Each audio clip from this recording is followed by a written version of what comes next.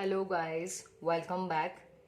आज की वीडियो में हम डिस्कस करने वाले हैं कि जो आपके प्रैक्टिकल्स एग्जाम्स होते हैं वो किस तरीके से होंगे और उसमें क्या क्या चीज़ें इंपॉर्टेंट होती हैं। तो मोस्ट ऑफ द टाइम ये जो आपका प्रैक्टिकल एग्ज़ाम है ये 100 मार्क्स का है। ठीक है, 100 मार्क्स में से ये दो तरीके से डिवाइडेड है। एक है 60 नंबर और दूसरा है 40 मार्क्स। आप जब लैब में गए होंगे, आपने वहाँ पे कुछ परफॉर्म किया होगा। ठीक है, आपके जो असाइनमेंट्स थे वो चेक करवाए होंगे, टाइमली करवाए या नहीं। ये सब चीज़ों के नंबर आ जाते हैं आपके 40 मार्क्स में। ठीक है, और बचे हुए ये जो 60 मार्क्स से रहते हैं, ये आपकी जिस दिन प्रैक्टिकल एग्जाम होगी उस दिन आप ये 60 मार्क्स में से गेन करेंगे। ठीक है, तो यदि मैं बात करूं तो जिस दिन आपका प्रैक्टिकल एग्जाम होगा उस दिन क्या क्या चीज़ें होगी, तो उसको डिस्कस करने से पहले ये कि ओवरऑल जो प्रैक्टिकल होता है उसमें क्या क्या इंपॉर्टेंट होता है। तो जो सबसे ज़्यादा इंपॉर्टेंट होती है पहली चीज़ वो होती है आपकी फाइल। प्रैक्टिकल फाइल जो आप बनाते हैं जिसमें आपको जो भी असाइनमेंट्स मिलते हैं, आप जिस भी डिपार्टमेंट से हों तो वो डिपार्टमेंट से आपको असाइनमेंट्स मिलते हैं। उस असाइनमेंट में हो सकता है बहुत सारे क्वेश्चंस हों, आपको उन सब का सोल्यूशन या हम कहें उसका एक्सपेरिमेंट्स की जो भी स्टेप्स रहती है, जो प्रोग्राम्स रहते हैं वो आपको लिखना रहते हैं। अगर एक असाइनमेंट है तो आप एक असाइनमेंट बनाओगे, एक से ज़्यादा है, दो तीन जितने भी हैं, तो आप वो असाइनमेंट्स बना के उस एक ही फाइल में लगाएंगे। हर असाइनमेंट के लिए आपको अलग अलग फाइल नहीं बनानी है। ठीक है, ये पहली बात हुई। दूसरी कि आपने एक फाइल बना ली, उसमें अपने सारे असाइनमेंट्स लगवा दिए।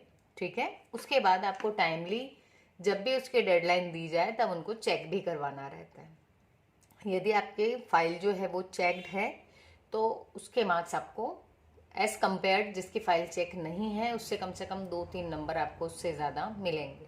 ठीक है, इससे ज़्यादा का डिफरेंस नहीं आएगा, बट आपको फाइल तो अपनी कंप्लीट रखना ही है। यदि चेक नहीं भी हो पाई, मान लो आपका कोई मेडिकल इशू था, तो आप उसका सर्टिफिकेट लगा देंगे और आप फाइल तो कंप्लीट आपको करना ही है। ठीक, तो पहला ये चीज़ हो गई फाइल। तो अगर हम 60 में से बात करें तो मिनिमम 10 नंबर की आपकी फाइल होती है। ठीक है, ज़्यादा ही होंगे बट कम नहीं। उसके बाद जो सेकंड चीज़ आती है, जिस दिन आपका प्रैक्टिकल एग्जाम है आपको उस दिन कुछ क्वेश्चंस मिलेंगे उस एग्जाम में। ठीक है, तो वो क्वेश्चन किस में से आएंगे? वो क्वेश्चन इन्हीं असाइनमेंट्स में से ही आएंगे। इन असाइनमेंट में जितने भी क्वेश्चन थे आपको सब पढ़ के जाना है जिस दिन आपकी प्रैक्टिकल एग्जाम हो। ठीक है, तो आप ये सब पढ़ के गए, आप इन्हीं में से कुछ, पूरा सिलेबस नहीं, सिर्फ असाइनमेंट्स, इन असाइनमेंट्स में से आप पढ़ के गए। एग्जाम में मतलब जो उसका जो आपको बुक मिलेगी, क्वेश्चन बुक, उसके अंदर इसी में से रहेंगे। लेकिन जब एक्सटर्नल आएंगे तो वो वाइवा लेंगे, वो आपके पूरे सिलेबस में से हो सकता है। ठीक है, तो ये जो क्वेश्चंस रहेंगे ये डिपेंड करता है कि आप, हो सकता है किसी डिपार्टमेंट में आपसे 2 क्वेश्चन पूछे जाते हों, किसी में 3 पूछ लेते हों, किसी में एक ही पूछ रहे हैं, तो ये वेरी कर सकता है नंबर ऑफ क्वेश्चंस। ठीक है, बट पॉसिबिलिटीज आर देयर कि ये आपका 30 नंबर तक का सिर्फ ये क्वेश्चंस के आंसर्स हों। तो इसलिए आप अच्छे से पढ़ के जाना प्रैक्टिकल एग्जाम में। ठीक है, तो आप पढ़ के गए और इसमें से जो भी क्वेश्चन आए, 2 3 1 जितने भी, आपने उनको लिख दिए। ठीक, देन तीसरी स्टेप आती है आपकी वाइवा की। वाइवा में ये होता है कि जिन लोगों ने आपको पढ़ाया है, जिन टीचर्स ने या जो डिपार्टमेंट के ही टीचर्स हैं, वो अब आपसे कुछ नहीं पूछेंगे। आपसे पूछने के लिए एक्सटर्नल आएंगे, मतलब बाहर से दूसरे कॉलेज से कोई प्रोफेसर आएंगे उस पर्टिकुलर सब्जेक्ट के जिसका आपका प्रैक्टिकल एग्जाम है। तो उनके पास में आपका पूरा सिलेबस दिया हुआ होगा। ठीक है, तो आपसे उस सिलेबस में से वो जो चाहे वो पूछ सकते हैं। तो हो सकता है कि वो जो पूछें वो असाइनमेंट में भी आ चुका हो और वो आपके सिलेबस में भी हो। ठीक है, तो आपको जो चीज़ों का ध्यान रखना है, और ये जो रहेगा ये भी आपका 10 से 20 नंबर का होता है। तो अगर ऐसे देखें तो 30, 20, 50 और 10, 60, ये जो 60 नंबर है आपके प्रैक्टिकल वाले दिन के। तो अब जिन बातों का आपको ध्यान रखना है, पहली है फाइल कंप्लीट हो। दूसरी है कि आपको सारे क्वेश्चंस अटेम्प्ट करना है।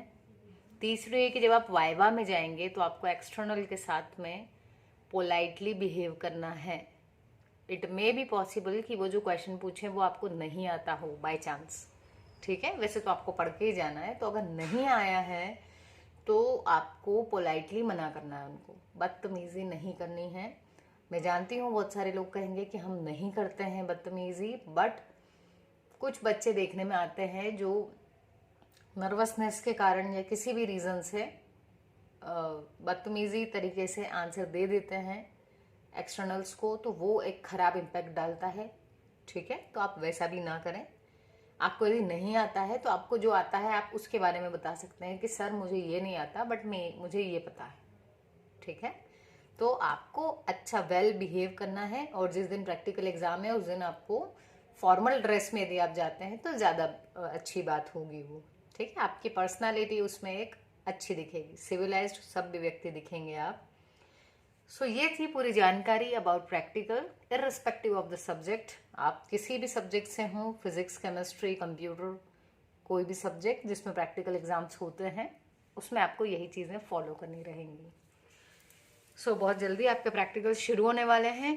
ऑल द बेस्ट गाइस, अच्छे से पढ़ाई करना और खूब अच्छा देना प्रैक्टिकल, अच्छे नंबर लाना। मिलते हैं अपने नेक्स्ट वीडियो में। Bye bye.